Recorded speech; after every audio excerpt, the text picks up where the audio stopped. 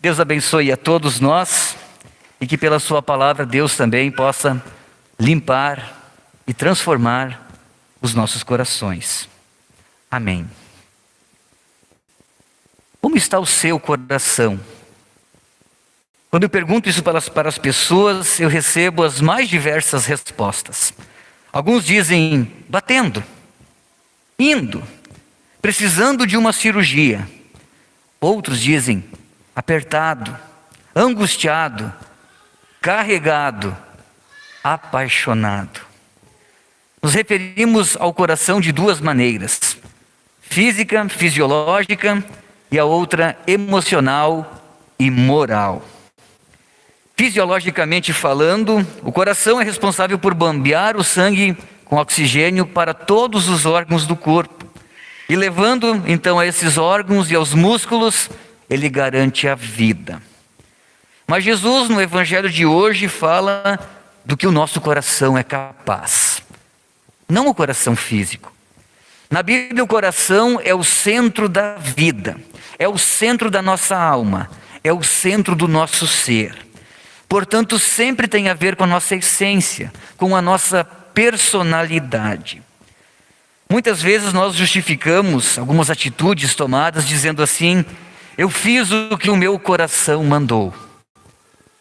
Mas experimente tomar uma decisão cheio de raiva ou extremamente emocionado e pode ser que você se arrependa. O nosso coração nem sempre está certo. Por isso o profeta Isaías, no capítulo 17, disse assim: enganoso é o coração, mais do que todas as coisas, e desesperadamente corrupto. Quem poderá entendê-lo? Há dezenas de textos que falam sobre o coração.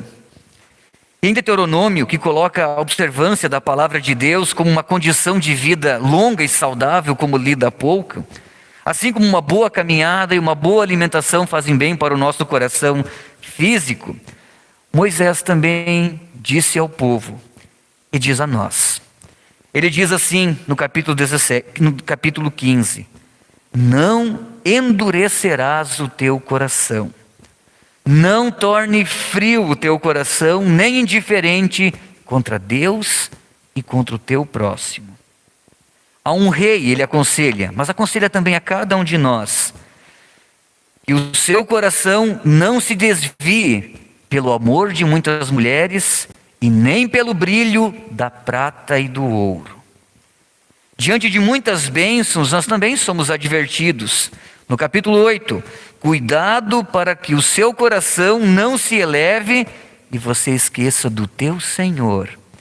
Isso ele fala para o povo de Israel, quando estão chegando à terra prometida. Vocês foram libertados, tiveram comida, as roupas de vocês não se desgastaram. Não deixe que o teu coração fique orgulhoso. Lembre quem é você. Também diz no capítulo 15, não endureça o seu coração e nem feche a sua mão, preocupando-se somente consigo próprio. Ou seja, se o pecado ataca a partir do nosso coração, se é do nosso coração que vêm todos os maus pensamentos, como dito pelo Evangelho, o quanto é consolador nas Escrituras Sagradas saber que nós temos um Deus tão perto, tão fiel e tão acessível, disposto a cuidar e tratar do nosso coração enfermo e caído, contaminado pelo pecado. Que bom ter o Deus triuno junto conosco. O próprio Moisés, no capítulo 29 de Deuteronômio, diz: o nosso coração não entende. Não entende tudo que o Senhor tem feito por nós, nos cuidando diariamente, renovando a sua promessa, e quantas vezes nos carregando no colo. Por isso Jesus não quis dizer outra coisa quando afirmou: é do coração que vêm os maus pensamentos que levam ao crime. Essas palavras estão num contexto que tem a ver com o sermão de semana passada, quando as pessoas estavam preocupadas somente com a higiene e com a limpeza externa. Os judeus tinham tantas leis a respeito da purificação externa, que viviam uma vida cheia de hipocrisia. Por fora eram limpos, por dentro eram podres. A impureza moral deles era escancarada. Eles tinham uma neurose puritana, mas estavam destruídos por dentro. A sombra de um gentil que passasse por cima da comida de um judeu já tornava-o impuro. Por isso o tema em destaque da observância da lei era o que se comia, era o que deveria ou não deveria ser ingerido. Mas Jesus vai muito além. Jesus aborda o fato não do que aquilo que a gente come que faz mal, mas de certa forma o jeito que você consegue a comida e que coloca sobre a mesa e ingere. Este é mais profundo. Não é o que você come, mas é como você adquire as coisas. Ele fala justamente do desejo do coração, de como o nosso coração pode nos enganar.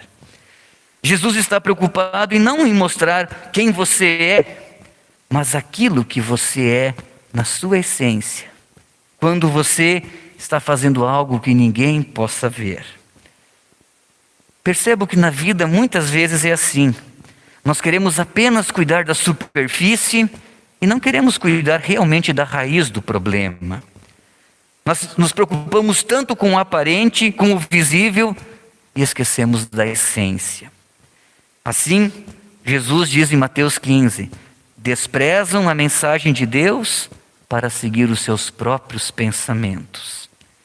É impressionante que por mais que as pessoas digam que não, elas adoram uma lei. Elas adoram se apegar a alguma coisa para seguir e para justificar a sua vida, para uma descarga de consciência, para se sentir em paz ou até mesmo se sentir superiores às outras pessoas. O que eu estou falando? Seguidamente as pessoas me perguntam, pastor, o que a tua igreja proíbe? E o que a tua igreja permite? Volta e meia, pessoas, membros da congregação, me perguntam, pastor, isto é certo ou não é certo fazer? Qual é a regularidade que eu preciso ir à Santa Ceia? Quanto eu devo ofertar? Por que eu devo ir aos cultos? O próprio Pedro perguntou a Jesus, quantas vezes devo perdoar o meu irmão? Como se observando algumas leis nós fôssemos agradar a Deus. Como se tomando um banho externo eu pudesse purificar o meu coração. A gente gosta de cumprir lei e dizer eu fiz a minha parte. Essa é uma tendência muito antiga. E ela é própria de um coração pecaminoso. Por isso Jesus nos dá a correta compreensão e orientação do que é pecado e o quanto custa o perdão. Jesus chama esse tipo de fé de uma fé fingida, de uma fé hipócrita, de que os lábios falam de Deus, mas o coração está bem longe.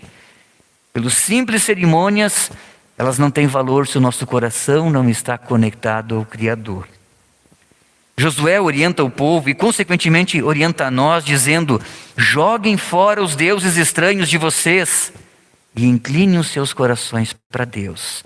Ou seja, deixe de lado aquilo que está atrapalhando a tua relação pessoal com Deus, para que isso não te escravize e torne o teu ídolo.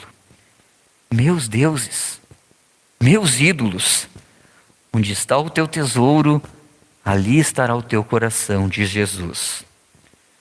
O profeta Isaías, falando ainda sobre os ídolos e deuses falsos, ele disse, o seu coração enganado te iludiu, de tal maneira que você não pode livrar a sua alma, nem dizer, não é uma mentira isso que eu tenho nas minhas mãos, porque você está enganado e iludido.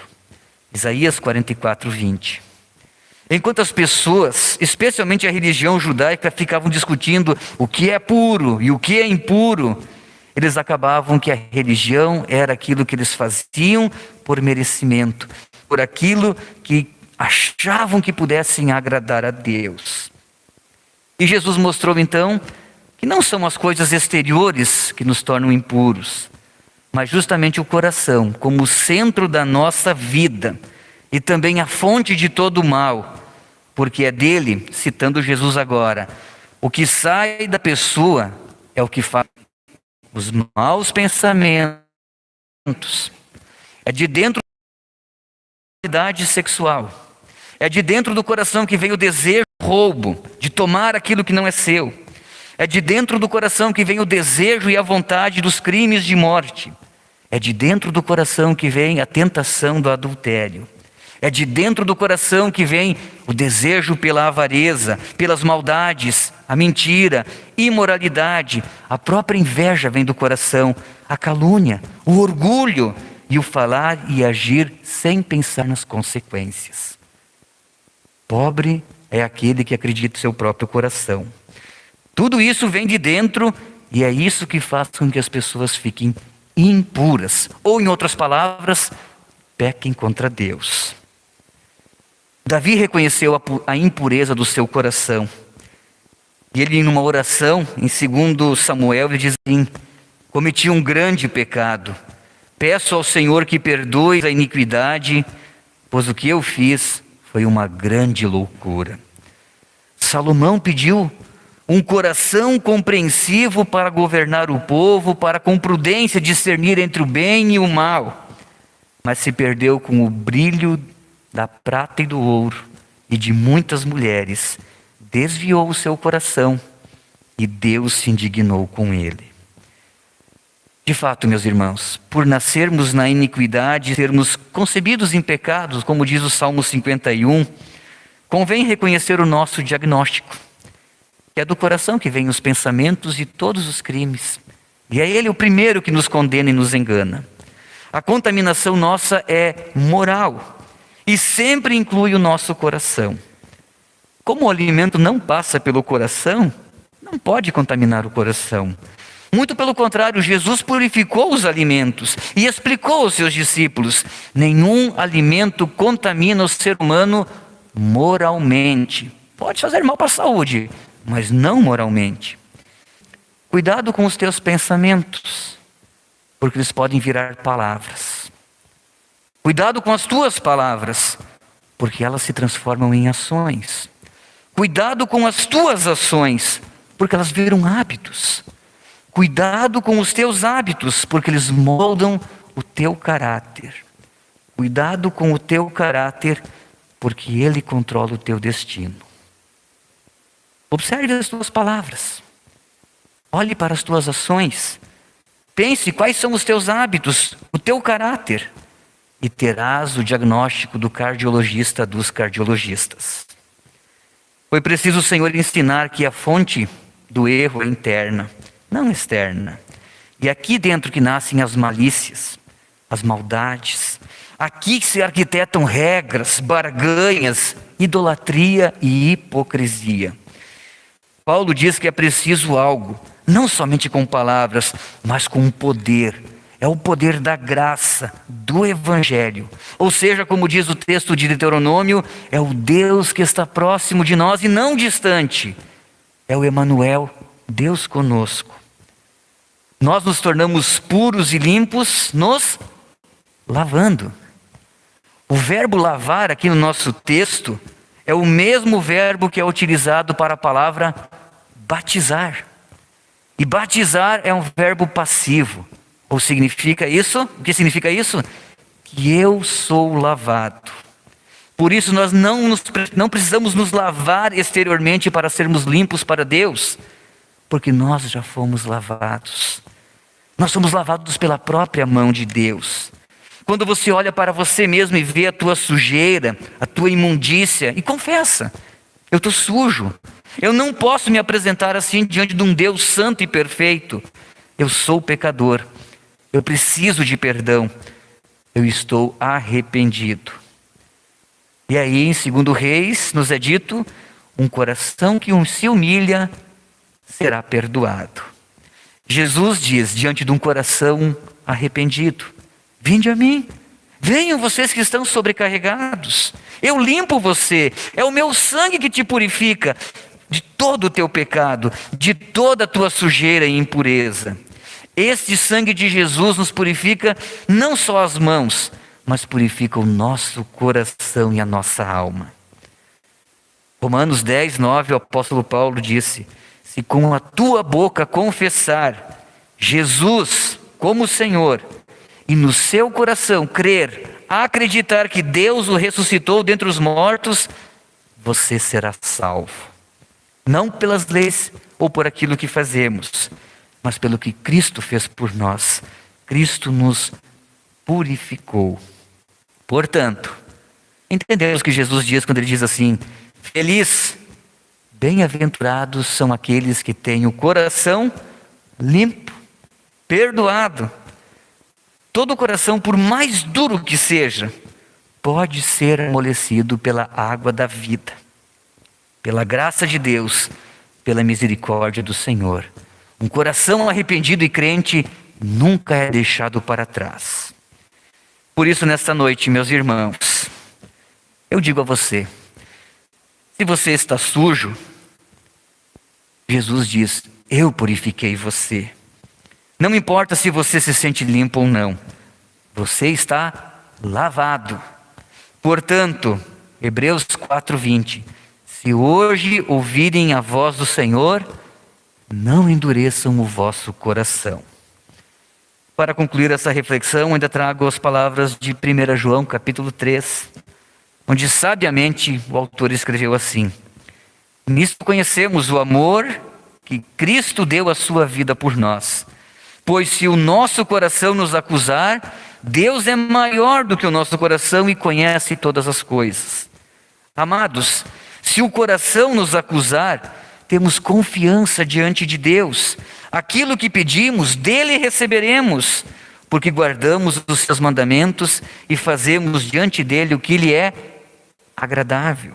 E o seu mandamento é este: que creiamos no nome de Jesus Cristo e nos amemos uns aos outros, segundo o mandamento que Deus nos ordenou.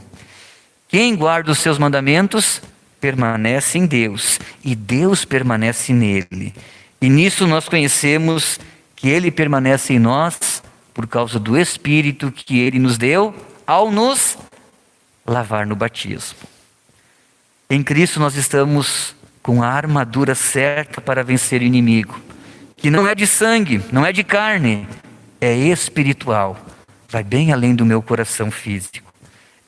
Em Cristo nós podemos vencer as tentações que trabalham dentro de nós e viver uma vida cristã saudável. Como está o seu coração? Por graça e fé você pode dizer: está limpo, purificado em Cristo, a água da vida. Que Deus nos abençoe e que o nosso coração também resplandeça a glória daquele que está sempre perto de nós. Amém.